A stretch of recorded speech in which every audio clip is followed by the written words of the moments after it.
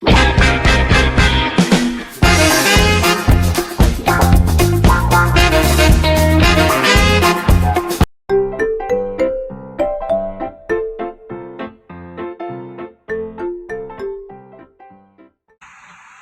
selamat pagi, selamat siang, selamat sore, dan selamat malam bagi Bapak Ibu, juga teman-teman sekalian.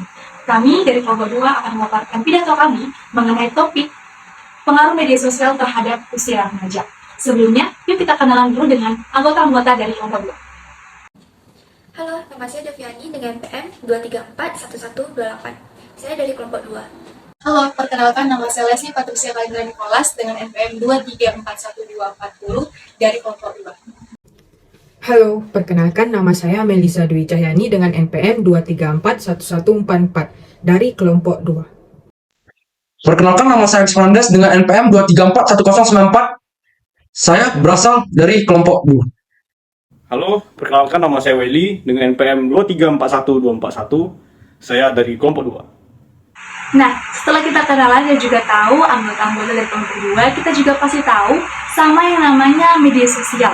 Untuk lebih jelasnya, mari kita dengarkan dengan seksama pidato daripada kelompok 2 mengenai topik pengaruh media sosial pada usia remaja. Pendahuluan. Sebelum saya membaca, saya akan memulaikan pendahuluan terlebih dahulu tentang perkembangan teknologi. Perkembangan teknologi komunikasi di era ini sangatlah pesat. Perkembangan teknologi komunikasi memudahkan kita untuk mengakses informasi, hiburan, terhubung dengan banyak orang, dan sebagainya. Kemajuan teknologi dapat membawa dampak baik dan buruk. Oleh karena itu, kita harus bijak dalam menggunakan media sosial. Media sosial adalah sebuah media online dengan penggunanya bisa dengan mudah berpartisipasi, berbagi, dan menciptakan isi meliputi blog, jejaring sosial, wiki, forum, dan dunia virtual. Nah, jadi saya akan membahas ciri-ciri dari media sosial ini. Ciri yang pertama, itu adalah pesan disampaikan kepada semua orang. Jadi, pesan yang disampaikan itu tidak hanya untuk satu orang saja, namun bisa ke berbagai banyak orang. Yang kedua, itu adalah kualitas distribusi pesan melalui media sosial memiliki berbagai variasi yang tinggi, mulai dari kualitas yang sangat rendah hingga kualitas yang sangat tinggi, tergantung pada konten yang akan dibuatnya. Ciri yang ketiga adalah pesan yang disampaikan bebas, artinya pesan itu disampaikan tanpa harus melalui suatu gatekeeper, atau orang yang bertugas untuk menilai kelayakan informasi atau berita dan memberi izin atas penyebarannya. Ciri yang keempat, itu adalah pesan yang disampaikan cenderung lebih cepat dibanding media lainnya. Ciri yang kelima, itu adalah penerima pesan yang menentukan waktu interaksinya. Oke, selanjutnya saya akan membahas tentang pertumbuhan media sosial saat ini. Jadi, bisa kita rasakan pertumbuhan media sosial di zaman sekarang ini. Pesatnya perkembangan media sosial ini dikarenakan semua orang seperti bisa memiliki medianya sendiri. Jika untuk memiliki media tradisional seperti televisi, radio, ataupun koran, dibutuhkan modal yang besar dan juga tenaga kerja yang banyak. Lalu, apa saja sih jenis-jenis dari media sosial ini? Nah, pasti semuanya jenis media sosial ini sudah terdengar familiar di telinga kita. Jenis media sosial yang pertama, itu adalah aplikasi Facebook. Siapa sih yang nggak tahu Facebook? Facebook adalah platform media sosial yang didirikan oleh Mark Zuckerberg pada tahun 2004. Yang berfungsi untuk terhubung dengan orang-orang terdekat, bahkan orang yang tidak dikenal sekalipun. Jenis media sosial yang kedua, itu adalah Twitter. Twitter adalah platform media sosial yang memungkinkan pengguna untuk berbagi pesan singkat yang disebut dengan tweet. Jenis media sosial yang ketiga adalah YouTube. YouTube lebih terkenal daripada Facebook yang kita kenal. Menurut saya, YouTube adalah platform berbagi video daring yang didirikan pada tahun 2005. Bukan hanya sebagai media sosial, tetapi juga YouTube dapat menghasilkan uang dengan membuat sebuah channel, kemudian mengunggah sebuah video yang menarik audiensnya. Jenis media sosial yang keempat itu adalah Instagram. Semua orang pasti sekarang menggunakan Instagram. Instagram itu adalah platform media sosial yang berfokus pada berbagi foto dan video. Yang kelima itu adalah aplikasi WhatsApp, aplikasi berwarna hijau yang kita tekan sehari-hari. WhatsApp adalah sebuah aplikasi pesan instan yang memungkinkan pengguna untuk mengirimkan teks, gambar maupun video. Dan juga kita bisa video call maupun telepon biasa secara gratis melalui koneksi internet. Sosial media merupakan alat promosi bisnis yang efektif karena dapat diakses oleh siapa saja sehingga jaringan promosi bisa lebih luas. Nah, lalu bagaimana sih penggunaan media sosial bagi kita pelajar di dalam dunia pendidikan? Nah, sebelumnya itu kita harus perlu tahu juga bagaimana kondisi pendidikan yang ada di negara kita Indonesia. Penggunaan sosial media secara formal dapat diartikan sebagai kombinasi antara belajar secara analog maupun secara online.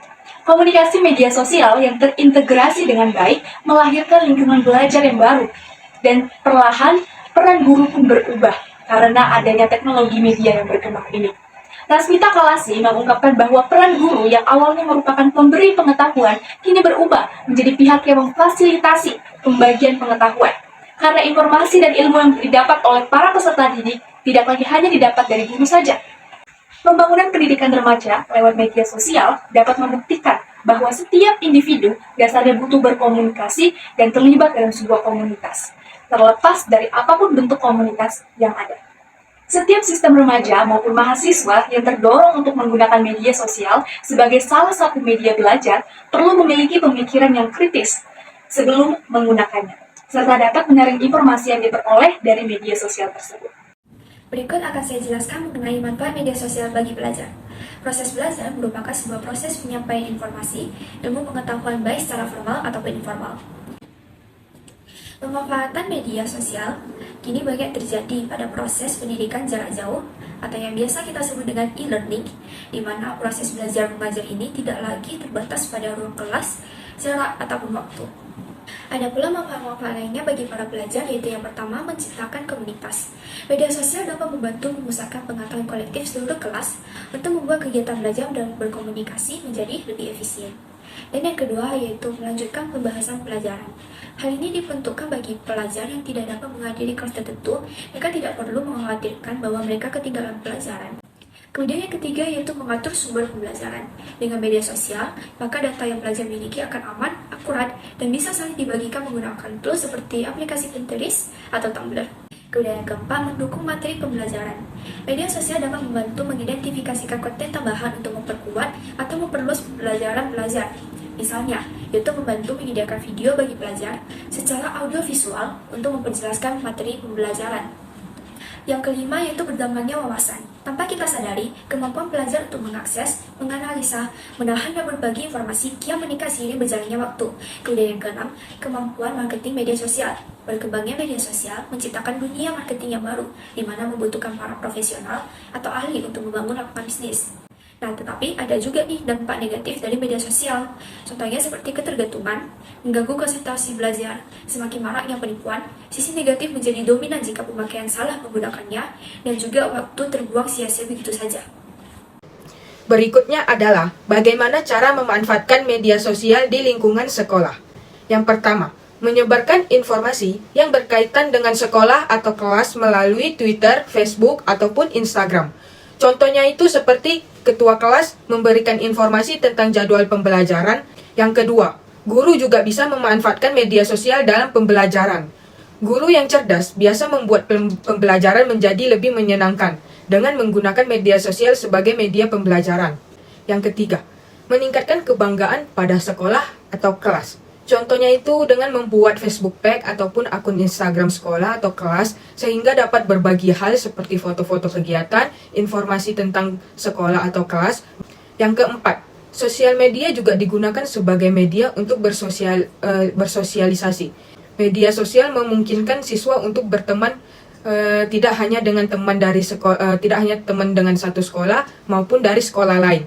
Dari hasil materi yang kita bahas, maka kesimpulannya adalah media sosial merupakan sarana pergaulan sosial di dunia maya. Media sosial memang membawa kemajuan dan pengaruh positif bagi banyak orang.